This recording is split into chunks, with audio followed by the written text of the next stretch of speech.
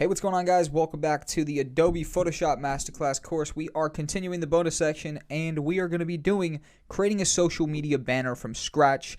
This is another live project. We ended up on this one, which was the creating a thumbnail, right? Absolutely awesome. To create a banner, it's going to be slightly different. This is going to be the first example so far that we've done in this bonus section. It's going to be different dimensions, right? So this is 1920 by 1080. It's just sort of a normal document that can be used, right? However, we're going to go up here to File, we're going to go to New, and we're going to actually have to know the dimensions of a social media banner. I'm talking about a banner that appears on a Facebook page, for example.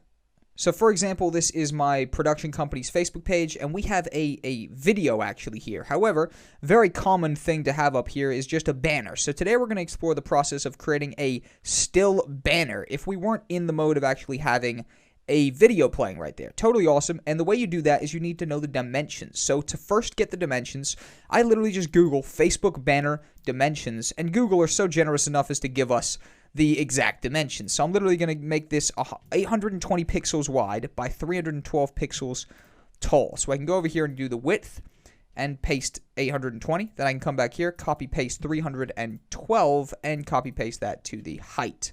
Oh, and it's not done it, so I'll just write it. 312, I'm going to press Enter, and just like that, we've got the dimensions. We've got an actual, file that is the size of the banner that we want. And then you guys can go to the resources and download a couple of things. I'm gonna have Jack Cole Camera, this document right here, and the TQ9 Media logo, and we're going to explore making the Facebook banner for TQ9 Media, my production company, as if we'd have a picture. And by all means, feel free to swap out, if you don't want to use my stuff, your logo and your picture, and you'll create a banner for your particular profile. But let's drag and drop this in here.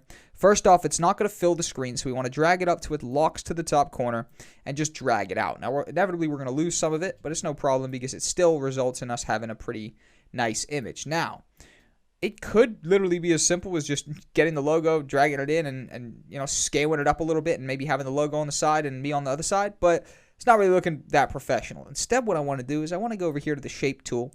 I want to get the rectangle tool, and I want to go ahead and click and hold, and I'm going to make a big shape layer, right? It's going to be black to start with, but we can actually go ahead and click here and maybe make it maybe a green or something like that. So if you see here, we can select the colors, and then we have a little tool. We could maybe even make it a green or something, see what that's looking like. It's looking all right. I think it probably won't remain green.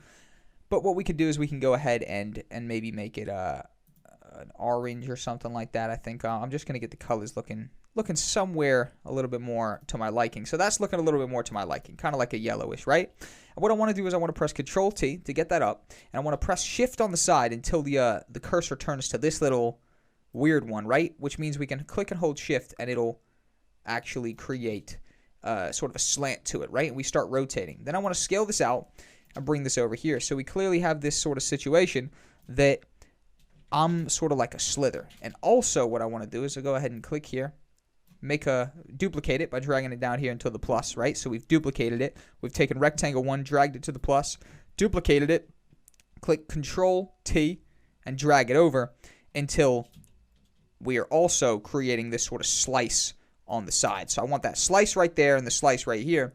Then I want to get the picture of me, and I want to bring this over a little bit. And it looks like we can't bring it over too much, but we can bring it over just about that much, right? And then also I can get the actual picture, click Control-T, and just sort of scale it up a little bit more until it sort of perfectly fits in between. And I might even go ahead and get the other piece, this piece right here, and I might even bring it over a little bit just to see what it's looking like. It's looking like that's a little bit more appropriate right there. But overall, I might even actually, let's try slide it over a little bit more. Maybe sliding it over a little bit more could work. You see, I'm just trying to get this right. So I'm scaling it up after sliding it over a little bit more. So I think it's enabled me to bring this over so that there's no white line right there, right? So we're looking good. We're looking good, and essentially what we've created here is something pretty cool. However, there's something I want to do, which is to make this more 3D. So I want to bring this over as if it is still normal size, but just over covering my elbow a little bit, all right? And I'll show you exactly what I'm going to do here. I'm now going to turn it off, and I'm going to go here, and I'm actually going to click and hold and get my quick selection tool, and I'm sure you're seeing what I'm about to do.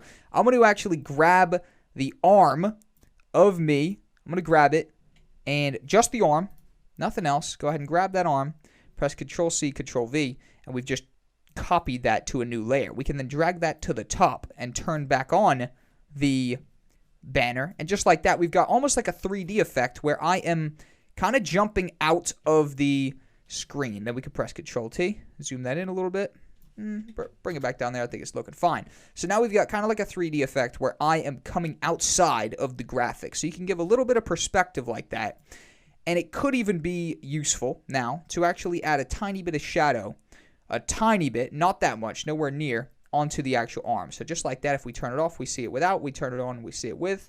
Maybe put a little bit more. And also go ahead and get the actual brush tool, switch it to a hard brush, and let's actually go ahead and just polish off those little nasty bits that were hanging off, right? So now we have kind of like a 3D effect on protruding out. And now we can go ahead and get our logo. Walk over here, get the TQ9 Media logo. Bring that right here and actually go ahead and make that nice and big. And just like that, we've got our TQ9 Media logo right there, which actually might even serve to be a little bit smaller, right? Even like that. And you know what I could do? I could go ahead and delete that. And we could actually go over and get our advanced title and see what that's looking like.